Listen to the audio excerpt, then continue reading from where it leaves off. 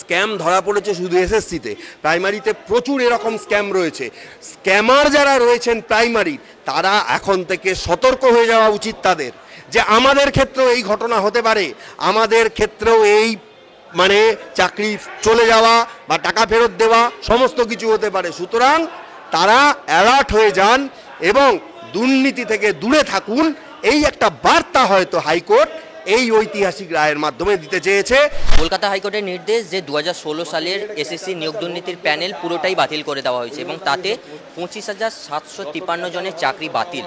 এই নিয়ে আজকে কথা বলবো আইনজীবী শ্রমিক বাগচির সঙ্গে। শ্রমিকদা, হাইকোর্ট যে আজকে নির্দেশ দিলেন যে 25,753 জনের চাকরি বাতিল করা হয়েছে, তাতে কি জেনুইন প্রার্থী ছিল না? সব কি দুর্নীতি করে বা বেআইনিভাবে চাকরি পেয়েছিল? না, জেনুইন প্রার্থী আছে, অবশ্যই জেনুইন প্রার্থী আছে। এই একটাই চ্যালেঞ্জের জায়গা, যেটা আমি চ্যালেঞ্জের জায়গা মনে করছি এই রায়ের, আমার মনে হয় জেনুইন প্রার্থী সেখানে রয়েছে। এবং জেনুইন প্রার্থীরা যে পুরোপুরি বাদ, সেটা হয়তো রায় দেখে বা মিডিয়া রায়ের মোটা দাগের জায়গাগুলো বলছে। এই রায়ের মধ্যে দেখুন 370খানা প্যারাগ্রাফ রয়েছে, 282 পাতার রায়, রায়ের কপি আমার কাছে আছে।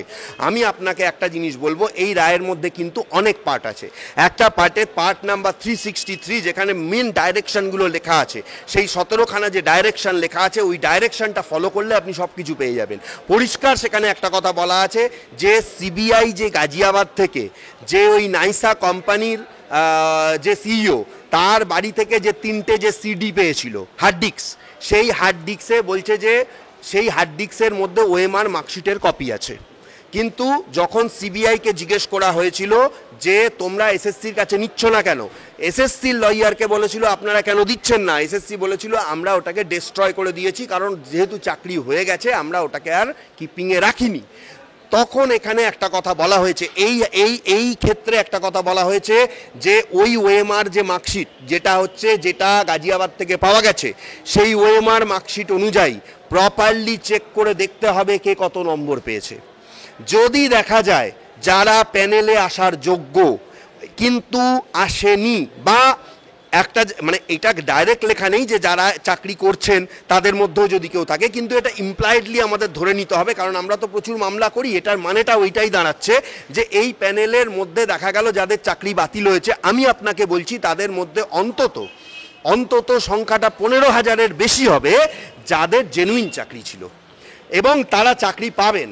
তারা যে চাকরিটা যে আজ থেকে চলে যাচ্ছে তাদের, আমার ধারণা তারা চাকরিটা আবার ফেরত পাবেন, কারণ ওই ওএমআর মার্কশিট যখন ট্যালি করা হবে, ওই 15,000 যে ক্যান্ডিডেট তারা যে জেনুইন চাকরি পেয়েছেন বা তাদের নম্বরটা যে সেই জায়গায় রয়েছে, এইটা কিন্তু প্রুভ হবে। কারণ তখন হয়তো তাদের নম্বরের সাথে যারা এক পার নম্বর পেয়েছেন, তাদের নম্বরের থেকে যারা আবার হাফ নম্বর বা 1 নম্বর কম পেয়েছেন, সেইভাবে লিস্টটা তখন তৈরি হবে। সুতরাং তাদের নম্বরটা যেটা তাদের প্রাপ্ত নম্বর, সেই নম্বরটা অটোমেটিক ক্যালকুলেট হয়ে সেই জায়গায় থাকবে।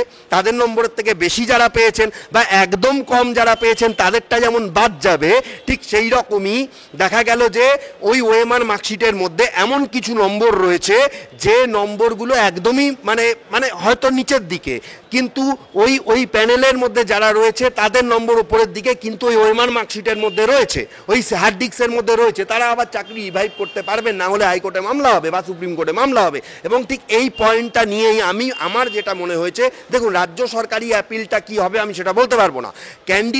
বহু ক্যান্ডিডেটরা তারা কিন্তু বলছে, আমি একজন আইনজীবী হিসাবে অলরেডি আমার সঙ্গে 4-5 জন যোগাযোগ করেছেন, তারা কিন্তু বলেছেন যে রাজ্য সরকারকে এবং কেন্দ্রীয় সরকার যেই থাকুক না কেন এবং সিবিআইকে আমরা চ্যালেঞ্জ করছি যে কোথাও তারা দেখাতে পারবে আমরা 5 টাকাও ঘুষ দিয়েছি, আমরা জেনুইন চাকরি পেয়েছি, আমরা মামলা করতে চাই। আমি কিন্তু দেখেছি যে সেই সুযোগটা রয়েছে, এটা আমার মনে হয়েছে। পাশাপাশি আপনাকে আরেকটা জিনিস বুঝতে হবে, কেন হাইকোর্ট আজকে এই রায়টা দিয়েছে। এই রায়টা দেওয়ার সময় জজ যেটা বলেছেন যে আমি প্রত্যেকটা প্যানেল, জেলা অনুযায়ী তো প্যানেল হয়েছে, প্রত্যেকটা জেলার প্যানেলে যদি দেখি বেশিরভাগ লোকই দুর্নীতিগ্রস্ত, সেখানে ওই ছুঁচ মানে কি হবে যে ওই চালের মানে বস্তা থেকে যে ছুঁচ বাছার মতন অবস্থা হয়ে যাবে, সেই পরিস্থিতিতে দাঁড়িয়ে পুরো প্যানেলই উনি বাতিল করেছেন। কিন্তু আমার ধারণা, আপনি যে প্রশ্নটা করলেন যে পুরো প্যানেলে সবাই বাতিল হবে না, যদিও এটা আবার একটা লং প্রসেস শুরু হয়ে গেল, 4 মাসের মধ্যে করতে বলেছে, কিন্তু পাশাপাশি যাদের বাতিল হয়ে যাচ্ছে তারাও আবার মামলা করবেন। কিন্তু আমার মনে হয় যে জেনুইন যারা রয়েছেন তারা চাকরি আবার রিভাইভ করবেন। দাদা এখানে একটা প্রশ্ন অবশ্যই থাকবে যে যারা দুর্নীতি করেছে, হয়তো টাকা দিয়ে চাকরি পেয়েছে বা অন্যভাবে চাকরি পেয়েছে, তাদের কিন্তু চাকরিটা বাতিল হয়ে গেল, কিন্তু অন্যদিকে যারা টাকা নিয়েছিল তাদের ক্ষেত্রে তো কিছু হলো না। মানে বলা ভালো যে মাথা তো এখনো পর্যন্ত ধরা পড়লো না। এটা তো সমস্যাই, এটা তো সমস্যাই। তার কারণ হচ্ছে দেখুন, যারা টাকা নিয়েছে, এই টাকা নেওয়ার ব্যাপারটা হচ্ছে একটা গোলমেলে ব্যাপার। কেন বলছি, ধরুন টাকাটা গেছে একদম উপর মহলের কোনো মন্ত্রীর কাছে, ধরে নিলাম শিক্ষামন্ত্রীর কাছে, কিন্তু এই যে শিক্ষামন্ত্রী এখন জেল খাটছেন, শিক্ষামন্ত্রীর ঘরে টাকা পাওয়া কিন্তু যায়নি, তার বান্ধবীর ঘরে টাকা পাওয়া গেছে। সেইখানে কিন্তু আবার কেসের লুফোলস, যা তিনি আবার বেলও পেয়ে যেতে পারেন, যদি আজকের রায়ের পরে তার বেল স্বভাবতই হয়তো আরও পিছিয়ে যাবে। পাশাপাশি এইটা হচ্ছে যে দেখবেন আপনি যে ধরুন একটা প্রত্যন্ত গ্রাম, সেখান থেকে কেউ সাদা খাতা জমা দিয়ে চাকরি পেয়েছে, সে কিন্তু ওই মন্ত্রীকে ধরতে পারেনি। সে কাকে ধরেছে? সেই গ্রামের কোনো প্রভাবশালী লোক, সেই গ্রামের কোনো পঞ্চায়েত মেম্বার হতে পারে, বা সেই গ্রামের রুলিং পার্টি করেন খুব একজন ওপর দলের কেউ লোক, তাকে সে ধরেছে। ধরার পরে তার মাধ্যমে সেই টাকাটা ব্লক লেভেল থেকে রাজ্য লেভেল, রাজ্য লেভেল থেকে রাজ্য মন্ত্রিত্ব লেভেল, এইভাবে টাকাটা ধাপে ধাপে গেছে। সুতরাং সেই দুর্নীতিটাকে বার করে ধরা এটাও কিন্তু কঠিন। কিন্তু একটা জিনিস আপনাকে মানতে হবে, দেখুন কোর্ট তো আছে, কোর্ট রায় দিয়েছে, কোর্টের রায় সময় লাগতে পারে। আজকে তো সিবিআইয়ের ওপর আপনাকে সামান্য ভরসাটুকু রাখতে হবে। সে তো বলেছে, ডিভিশন বেঞ্চ তো বলেছে যে হাইকোর্ট এই সিবিআই চাইলে যে কোনো কাউকে হেফাজতে নিয়ে জেরা করতে পারে বা গ্রেপ্তার করতে পারে, তাহলে তাদের ধরা পড়াটা সময়ের অপেক্ষা, এইটুকুই আমি বলতে পারি। আর একটা জিনিস আমার যেটা মনে হয়েছে যে এই যে টাকা ফেরত দেওয়ার ব্যাপারটা, এই জায়গাটাও একটা কন্ট্রোভার্সি তৈরি হবে। কেন আপনি দেখুন, চিন্তা করুন,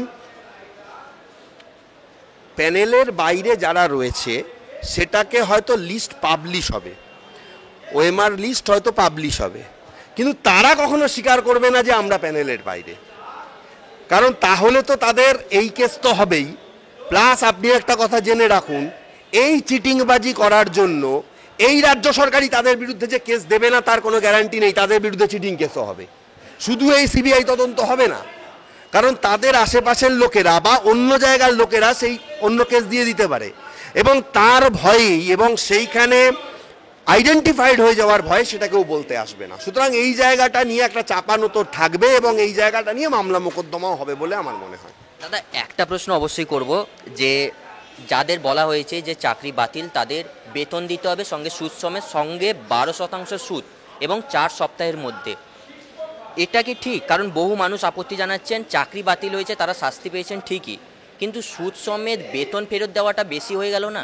না, বেশি হলো না বলেই আমার ধারণা। আপনার ট্যাক্সের টাকায় বেতনটা হয়। আপনি চিটিংবাজি করে ঘুষ দিয়ে চাকরিটা নেবেন, আর একজন 1173 দিন ধরে রাজপথে পড়ে থেকে তারা অবরোধ, মানে তারা তাদের জেনুইন চাকরিটার জন্য লড়াই করে যাবে। সুতরাং এরকম একটা কঠিন রায় দেওয়ার দরকার ছিল। কে কি বলছে সেটা দেখার থেকেও একটা কোর্ট যখন রায় দেবে তারা সবাইকে খুশি করতে পারবে না। কিন্তু আপনাকে একটা কথা মনে রাখতে হবে যে দৃষ্টান্তমূলক রায় যদি না হয়, তাহলে উত্তরোত্তর যারা এই দুর্নীতিগুলো করে যাচ্ছেন তাদের এইটা বাড়তেই থাকবে। এবং আজকের এই রায়ের পরিপ্রেক্ষিতে প্রাক্তন বিচারপতি, যার ঘর থেকে এই রায়ের উৎপত্তি হয়েছিল, অভিজিৎ গঙ্গোপাধ্যায়, তার সঙ্গে যখন আপনারা সাংবাদিকরা কথা বলছিলেন, তিনি একটা কথা বলেছেন আমার যেটা ভালো লাগলো। তিনি বলছেন যে আমিও এতটা কঠোর হতে পারিনি যতটা ডিভিশন বেঞ্চ কঠোর হতে পেরেছে, বা যতটা সুপ্রিম কোর্ট কঠোর হয়ে ডিভিশন বেঞ্চকে নির্দেশ দিতে পেরেছে। এই জিনিসটা আমার ভালো লেগেছে যে মানুষের আস্থা তো জুডিশিয়ারি ছাড়া আর কেউ ফেরাতে পারবে না, কারোর তো সেই ক্ষমতা নেই। তাহলে জুডিশিয়ারিকে সময় সময় কঠোর হতে হবে। আপনি একটা কথা বলুন, আপনার ট্যাক্সের টাকা, আমার ট্যাক্সের টাকা, সারা পশ্চিমবঙ্গবাসীর, আমি ভারতবাসী ছেড়ে দিলাম, সারা পশ্চিমবঙ্গবাসীর ট্যাক্সের টাকা কেউ দুর্নীতিভাবে রোজগার করে নিয়ে যাবে, আর যারা জেনুইন তারা চাকরিটা পাবে না। তাদের যে টাকা ফেরত দেওয়ার অর্ডার হয়েছে, আমার মনে হয় টু সাম এক্সটেন্ট যথেষ্ট ভালোই অর্ডার হয়েছে। এই রকম কঠিন এবং কঠোর অর্ডার যদি হয় ভবিষ্যতে, কারণ আমি আপনাকে একটা কথা বলি, স্ক্যাম ধরা পড়েছে শুধু এসএসসিতে, প্রাইমারিতে প্রচুর এরকম স্ক্যাম রয়েছে।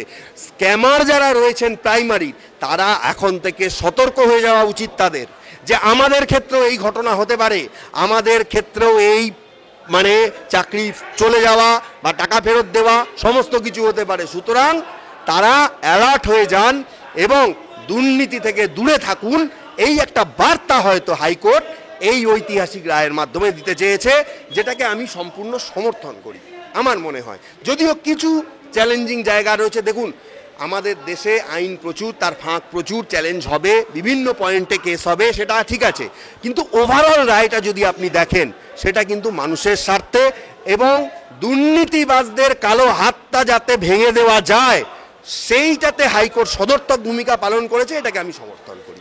হাইকোর্টের আজকে রায় এবং আইনজীবী কল্যাণ বন্দ্যোপাধ্যায় তিনি বলেছেন এই যে হাইকোর্টের রায় 5 মিনিটে সুপ্রিম কোর্টে স্টে হয়ে যাবে।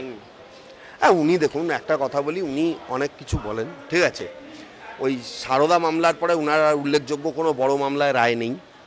প্লাস হচ্ছে যে আরও একটা কথা বলি, আজকাল রাজ্য সরকারও ওনার ওপর কোনো ভরসা রেখে কোনো বড় মামলা ওনাকে করতে দেয় না। সেখানে রাজ্য সরকার সুপ্রিম কোর্টের সব নামজাদা কৌশলীদের নেয়। কারণ হচ্ছে যে উনি চিৎকার চেঁচামেচিটাই উনার সার, এবং ওই ভোটের রাজনীতিতে বা এমপি হয়ে বা পার্লামেন্টে চিৎকার চেঁচামেচি এগুলো উনি ভালো করতে পারেন, কিন্তু এসে ওই কোর্টে মামলা করা এই ব্যাপারটা থেকে যেন উনি অনেকটাই দূরে চলে গেছেন। উনি যে বলছেন 5 মিনিটে স্টে হয়ে যাবে কি 5 ঘন্টায় স্টে হয়ে যাবে সেটা সুপ্রিম কোর্ট বলবে, ওনার বলার কোনো অথরিটি আছে বলে আমার মনে হয় না। লোক গরম করার রাজনীতি, ওনার এখন অনেক বিব্রত অবস্থা। তার কারণ হচ্ছে যে উনারই প্রাক্তন জামাতা, তিনি আবার উনারই বিরুদ্ধে বিজেপির হয়ে দাঁড়িয়েছেন। সুতরাং সেই দিক থেকে তিনি অনেক বেশি ঘেঁটে আছেন। সামনে ভোটও রয়েছে, কখন তিনি কি বলবেন বা কোন পয়েন্ট থেকে তিনি নিজেকে তুলে আনবেন সেটা তিনি নিজেই ঠিক করতে পারছেন না। আর ওনার কথা শুনে লোকজন এখন হাসাহাসি করে। সুতরাং আমার মনে হয় না যে ওনার কথার কোনো প্রভাব পড়বে। আর জুডিশিয়ারি নিয়ে যারা এরকম আলপাটকা মন্তব্য করে থাকেন, শুধু উনি কেন, মুখ্যমন্ত্রীও বলেছেন, অন্যান্য মন্ত্রীরাও বলেছেন, আমি মনে করি জুডিশিয়ারির ক্ষমতাটা কিন্তু অসীম। জুডিশিয়ারি যদি ইচ্ছা করে এবং যারা এই মামলা করেছেন আমি তাদের বলবো তাদের বিরুদ্ধে যাতে উপযুক্ত ব্যবস্থা নেওয়া যায় সেটা তারা কোর্ট মাধ্যমে নেবেন। দাদা আপনি মুখ্যমন্ত্রীর কথা বললেন, মুখ্যমন্ত্রী আজকে বলেছেন যে যারা চাকরি হারিয়ে ফেলেছেন মানে চাকরি হারাদের পাশে দাঁড়িয়েছেন, এবং তিনি বলেছেন হাইকোর্টকে চ্যালেঞ্জ করে তিনি সুপ্রিম কোর্টে যাবেন। সুপ্রিম কোর্টে গেলেই তো হবে না, কি পয়েন্টে যাবেন? দেখুন বলাটা খুব সহজ, আমি আপনার সামনে এখানে দাঁড়িয়ে অনেক কিছু বলে দিতে পারি, এটা আমি বলছি, আমার বলার অত গুরুত্ব হবে না, কারণ আমি একজন সাধারণ মানুষ। একজন মুখ্যমন্ত্রী যখন বলছেন তার একটা আলাদা গুরুত্ব বহন করছে, কিন্তু তাকেও চিন্তা করতে হবে তিনি কি বিষয়ে কথাটা বলছেন। একটা জুডিশিয়ারির একটা অর্ডার, একটা ফাইনাল অর্ডার, এবং আপনাকে মনে রাখতে হবে not a matter of joke, 112টা মামলার একসাথে নিষ্পত্তি হয়েছে আজকে। আপনারা জানেন কিনা জানি না, রায়ের মধ্যে দেখে নেবেন পরিষ্কার, 112খানা মামলার নিষ্পত্তি আজকে একসাথে হয়েছে। মানে এই মর্মে হাইকোর্টের কাছে যে 112খানা মামলা ছিল এই এসএসসির ফাইনাল এই অর্ডারের বিষয়ে সেইটার একসাথে নিষ্পত্তি হয়েছে। সুতরাং কেউ যদি মনে করেন যে তিনি জুডিশিয়ারির ওপরে কোনো মন্তব্য করে লোকের কাছে ভালো সাজবেন, সেটা রাজনীতির দিক থেকে তিনি হয়তো সফল, কিন্তু জুডিশিয়ারির দিক থেকে অত্যন্ত অপমানজনক, লজ্জাজনক।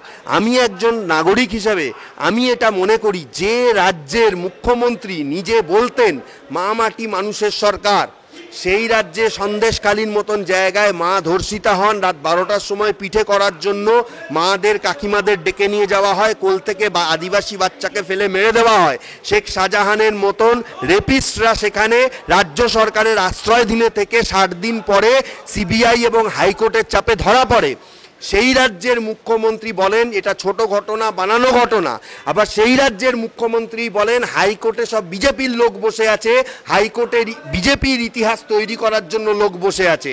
এই ধরনের মুখ্যমন্ত্রী যারা এই ধরনের, যিনি এই কন্ট্রোভার্সিয়াল কথাবার্তা বলেন, সেটা রাজনৈতিক উদ্দেশ্য প্রণোদিতভাবে ঠিক আছে, কিন্তু মানুষ বুঝতে পারছে যে মানুষ কাকে বিশ্বাস করে 2011 সালে এনেছিল, এবং আজকে মানুষের যে কি অবস্থা সেটা তার কাছে, মানুষের কাছে সেটা পরিষ্কার হয়ে যাচ্ছে। এইটুকুই আমি বলতে পারি। বিভিন্ন বিষয়ে ভিডিও পেতে চ্যানেল হিন্দুস্তানের ইউটিউব চ্যানেল সাবস্ক্রাইব করুন www.youtube.com/channelhindustan।